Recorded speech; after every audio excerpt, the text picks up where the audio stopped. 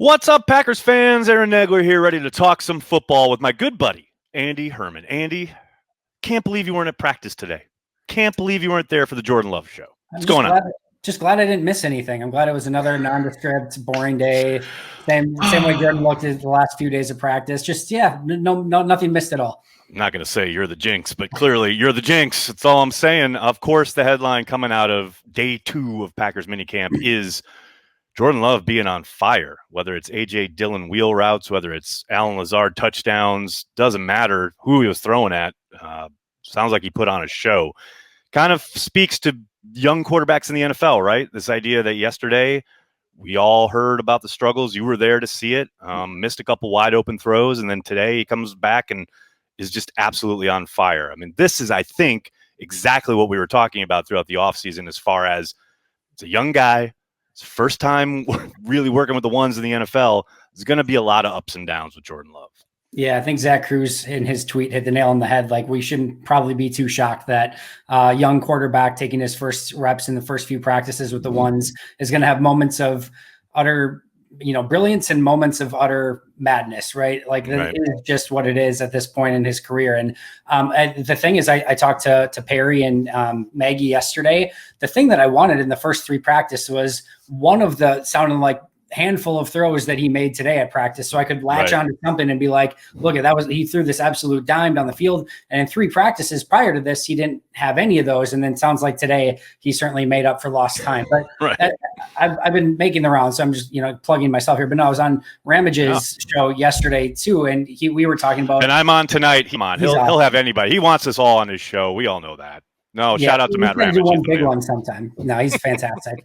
But I was talking to him too. It's like, it's so tough. Like, it's one thing when you're watching a game and trying to, even then figuring out what people are trying to do on an individual play or what they're trying to, accomplish can be a chore, to say the least. Like, when you're in practice, you have no idea what those guys are working on. And you can't take anything with, a grain of salt in OTAs and mini camps when guys are shuffling in and out. There's like a 10 to 12 minute team period where you're trying to gauge as much as you can in that short period. So, we knew there were going to be ups and downs. And I'm really, really happy to hear that today was a lot of ups. What do you think about this idea where, obviously the Packers on the defensive side are implementing a new scheme and a lot of guys trying to figure stuff out. As you mentioned, there is team stuff. There's no hitting, there's no pads. It's not a physical time, but there's a lot of thinking going on, I think, on both sides of the ball. So it is funny because we heard Darnell Savage after practice, one of the plays that Jordan Love made, which was, everyone in the media was saying, oh, this is a great throw, great, like, just looked like really good coverage, but he just slipped it in. Well, Darnell said, somebody jumped off sides. So Amos and I thought the play was over and they had whistled it dead. Oh, wait, the play's still on. Now we got to go and get, those are the things that, that kind of stuff happens way more than we probably ever hear about in a practice scenario. And that's why, to your point, we got to take all of this with a monster grain of salt, because it's good. You're going to have good days. You're going to have bad days. It's just a question of putting good days together and learning from your mistakes. That's something I know you and I have talked about offline. Look, quarterbacks are going to take their lumps, and you've got to be ready for and expect those bad days and bad plays and bad stretches. But it's a question of what mistakes are you making? And that just goes for everybody, not just the quarterback spot, but what mistakes are you making? And are you making sure that you don't make them again? Because for me, that's what it's all about. And that's A, sign of a player that's developing, and B, a sign of a coaching staff that's going to be getting the most out of young guys who are going to develop and are going to be able to, again, learn from those mistakes and try to ensure that the same ones don't happen repeatedly. The great philosopher Allen Iverson once said, "We talking about practice. We talking about practice. Like, not a game, not the game, practice. And that's what this is. The guys are trying to get better. They're trying to, quote unquote, the other great philosopher, Mike McCarthy, stack success. So, that's what they're trying to do. A lot of philosophy up in here today. A lot of philosophy. You're right next to Kant and everyone else. No doubt. Iverson, Kant, and McCarthy, I think, are the main three. The main pillars of philosophy. I do think they're just obviously trying day in and day out to get better. And I'm glad you brought up, though, the defense, because it's interesting when we hear, and obviously I was there and I was one tweeting it as well, Jordan Love is taking all of these checkdowns. That was obviously written and talked about as a a bad piece of, Jordan Love, something that was not great for him. However, it should also be noted that that's exactly what Joe Barry's defense is trying to accomplish. Bingo. Is they're trying to avoid any sort of big plays, any sort of intermediate plays, and they're trying to make sure everything is in front of them and everything is a check down. So if you want good news for the Joe Barry defense and what they're trying to accomplish, the fact that there have been a lot of those checkdowns and the defense has been sound on the back end, you have to celebrate that. That's always the tough thing when you're playing each other in practice. Well, right. The offense made a great play. Well, bad news, the defense made a bad play and vice versa. So we're going to call out maybe some of the offense that was inefficient in a couple of those practices. Well, guess what? The defense was very efficient in a couple of those practices. No doubt about it. Let's look at the offensive line, because I think I asked Matt about a young offensive lineman, and you followed it up with another question about young offensive lineman. Yep. I think you and I are naturally inclined to wonder about this stuff because they're, it is an interesting time because it is a group that is in a bit of a transition. I mean, I think you could almost call it a major transition as far as in Green Bay. For a long time, there has been a lot of stability along the line. And now this season in particular, obviously they've had 2 drafts now where they've had an influx of young talent. But to me, I asked about Braden. I know you asked about Royce Newman. A lot of young guys getting opportunities. How do you think this shakes out sitting here in early June? Big caveat, long way to go. But do you think these guys have a legit chance, or is this like, okay, let's see who can handle what before we get the pads on? I do think there's a legit chance here, but I think it's going to be interesting because I do think, let's just assume everyone's healthy. Obviously, David Bakhtiari has a spot. I think it's safe to say Billy Turner has a spot. Elton Jenkins obviously has a spot.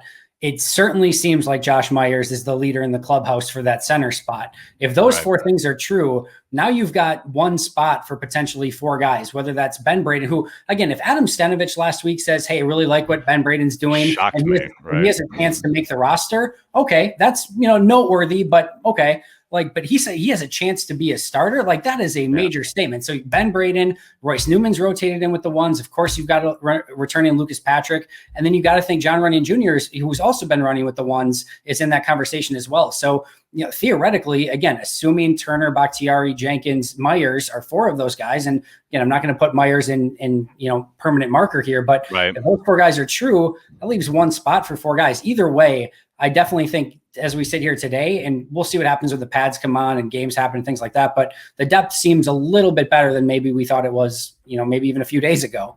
Yeah, no doubt, right? I mean, just by the rotation. Obviously, the hottest words coming out of practice today are A.J. Dillon catching a wheel route pass. Me and my history of big guys running wheel routes. Yes. It is all I live for. Do you think we'll see more of that this year? Not just A.J. Dillon, and not just I know Jordan Love also hit Aaron Jones on a deep, I think a 30-yarder, et cetera. But do you think because of, even if it is, Aaron Rodgers or Jordan Love, whoever it might be, one of the things they're always trying to do is, okay, we need to expand things. We need to develop things because defenses adjust in the offseason, right? They look at all the tape and they see what you do, what your tendencies are. I think that's maybe not an unexplored area, but I do think that seems to be something they could lean into in a way that maybe not catches defenses off guard, but it's just different. And probably they have some talent there that they could utilize those guys a little bit more in the passing game, even more so than they have up to this point. I think I think creativity is going to continue to be the name of the game on offense. And as we've listen, what the Packers are trying to do on defense is not new. It's not unique. And it's a lot of other teams are doing it. This is a bend, but don't break NFL right now. There are way too many explosive offenses, explosive players, and explosive quarterbacks without being able to, basically get your hands on receivers, without being able to knock them out over the middle of the field, which is a good rule change, by the way, but without being able to do some of that stuff, it makes things easier for offenses, and defenses are just holding on for dear life.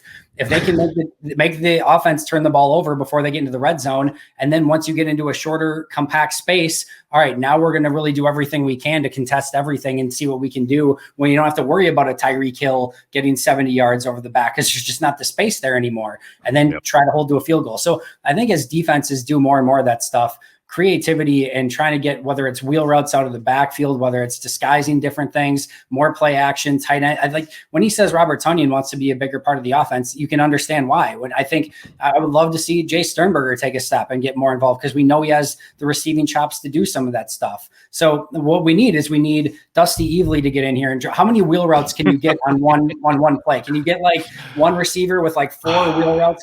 Five eligibles. I want 5 wheel routes. Wheel routes. All right, a 5 wheel route offense. I want the all-go wheel route. That's what I want. I'm all in. What do you think? Talking about the defense, we do talk a lot about the offense, and it's easy to do so in the offseason because of the fact that you're not allowed to hit, right? And they're not working on a running game. It is mostly passing sessions because you're in shorts, etc. Yeah. What do you think about this defense as far as we know it's a new scheme, a lot of the same guys. Yep. We know what a lot of these guys can do. Obviously, they did just bring in a linebacker to try and augment that situation and that position. But for a large part of it, we know what these guys are capable of. We know where they're strong, where they're weak, what they've done. Do you think this will be not a seamless transition, but we've heard Gutekunst talk a lot about how we like the versatility in our squad. I'm always, kind of hesitant to say, oh, they're going to hit the ground running. There's a new scheme, and it's a lot of thinking that goes on as far as what's being asked in a different way than it was under Mike Pettin. Traditionally, that takes a while. But because of the familiarity, like this, and a lot of the coaching staff is the same outside of the coordinator. Do you think they have a chance to maybe put it together a little sooner rather than later, as opposed to historically new defensive schemes? That first year can be rough. Do you think the Packers could maybe kind of buck that trend, so to speak? I really think they could. And I think a lot of that has to do with some of the things that, again, they worked on under Mike Pettin a season ago. As you mentioned, a lot of the same coaching staff, a lot of the same players in the room. It's almost to an extent, like, I get that the players need to learn Joe Barry, but like, it's almost like Joe Barry has to learn the players and the coaches too, right? So I wouldn't actually even be surprised if it's not, in a way, apples to apples to blending together the McCarthy, Rodgers / LaFleur in that first year, of how like you kind of meet in the middle a little bit, do some of the same stuff, bring in some new ideas. And maybe year 2 is a little bit more Joe Barry, but I definitely think that there's going to be enough carryover where they can hit the ground running, run some of the same concepts. And then I think like players like Adrian Amos in the back of that secondary, and I think Darnell Savage, I think those guys, kind of doing some of the stuff that you brought up in the presser today, what they want the safeties to do post snap. To me, Adrian Amos, Darnell Savage, those guys are meant to do that sort of stuff. And, I think overall they're going to be able to make that transition, but it's definitely going to be something worth monitoring. But I do think this defense can take, and I'd be interested in your thoughts on this as well, but I do think this defense can take a jump, whether it's scheme or whether it's not. Like, I want to see, I think the important players there, I want to see Darnell Savage, Rashawn Gary. Can you go from good to great? Can you take that next step in their progression? Can Kingsley Keke become a consistent starter along that defensive line? What do guys like Eric Stokes and TJ Slayton bring to that defense? And then I think more importantly, when you go back to this defense being successful, to me, this defense being successful starts and ends with Preston Smith, Za'Darius Smith, Kenny Clark, Rashawn Gary. If those guys, especially everyone controlling things up front, absolutely, exactly. If all of those guys, sans Gary, play like they did in 2019, and then Gary starts showing more improvement even than he did a season ago, it's look the hell out. That defense can be as good as they want. If it looks more like the unit that they were last year, it's going to make things more difficult than everyone else. I agree. I mean, the development is the key, especially when you kind of eschew free agency. I mean, they did bring in Campbell, and I did want to ask about this idea of the inside backer. I know it's funny because people keep referencing the Rams defense. Hell, Matt LaFleur did it today a couple times. But of course, the caveat there is they have Aaron Donald. They have an insanely talented front in general, but they also have this generational talent in Aaron Donald, who obviously makes things, I'm not going to say easier, but you have to account for him on every single play. Yeah, I'm not saying the Packers don't have guys that you have to worry about, because of course they do. But clearly that does tilt things. That does help you, especially when it comes to inside backer, where the entire offensive front is concentrated on one guy and worrying about where he's lining up and what they're going to do about him. That allows those guys to play free, at least. They may not be generational talents, but they can play without worrying about a guard getting up on them or what have you. In Green Bay, I feel like that's probably going to be a little different. There's no doubt that inside backer is not maybe the forgotten position, but it's not valued as highly as pass rusher, as corner, for good reason. I understand it. Do you think Campbell has the the chance to solidify things there. And I know Barnes is coming off a very promising campaign. Kamal Martin had flashes, but I'm not sitting here thinking Campbell is going to be a world beater, but he sure seems like a really good possibility to become a solid presence in the middle, something they haven't had there since they let Blake go. And I know Blake had his ups and downs and certainly productive. You would have liked to see more big plays, but it seems that Campbell has at least the potential to be a real kind of solidifier in the middle of their defense. Yeah, I'm really interested. First of all, I want to see his contract to see, was like this minimum, like we're going to have you come in and compete, or was this like a significant, any sort of significant deal with significant bonus money where it says like, oh, he's on the team and he's going to have sure, right. So I want to see that first, but that'll be very telling. I think the second thing is, whether it's competition or whether it's, he's guaranteed a starting spot or whatever, I think having somebody like every other position on this roster for the most part has the veteran, and then it has the young guys kind of learning underneath that veteran. Like you've got a Devontae Adams, you've got maybe an Aaron Rodgers. If not, you got a Blake Bortles, Aaron. You've got veteran leadership. David Bakhtiari, yeah, exactly. You've got veterans at all these different spots, and they didn't have it at linebacker. When De'Vondre Campbell, I think, has a little bit more of that than anyone else on the roster right now. I also think, when you look at a player like Campbell and you kind of watch him, when you get to this stage of your career, you are who you are. With Campbell, I still feel like there's meat on the bone when it comes to his potential. I totally agree. Fast, he's physical, he's talented.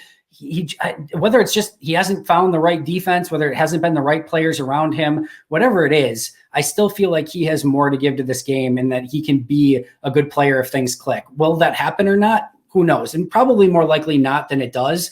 But I like the signing as a probably flyer free agent signing who could solidify the middle of that linebacking group, who adds some athleticism and, again, knows the game and has started, 60 games in this league, something like that. So I like the addition. Quite a few, yeah, no doubt about it. Let's go from the inside out. Let's look at the corner spot, because obviously Jair was at it again today, a couple pass breakups, and reportedly Stokes got in on the action with a nice breakup of a slant to MVS.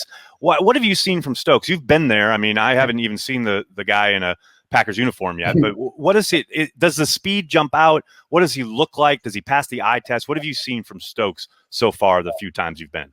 Passes the eye test from a speed and physicality standpoint. It's so tough to tell until, again, the pads start going and things like that of where he's at from a pure coverage standpoint. There was one of his first practice. I think his first practice, he got beat deep by a wide receiver. I think it may have been Chris Belair, got beat deep on a pass, but you can tell again that the size is there, the speed is there. He looks the part. It's just kind of going to put everything together. And again, you've started to see, hopefully today, he had that pass breakup. You can start to see the wheel spinning, the lights coming on a little bit. So I think he's going to be good. I think he's going to be fine. It's just going to take some time with him.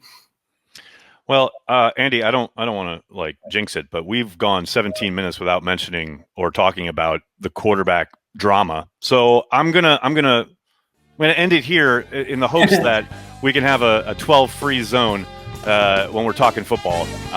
Really appreciate you taking the time. I know you're busy, but you are the man. Pack a Day Podcast. Check him out. Andy Herman, the Don, Packers coverage on the internet. Andy, thanks for the time, man. Always fun. Thanks for having me.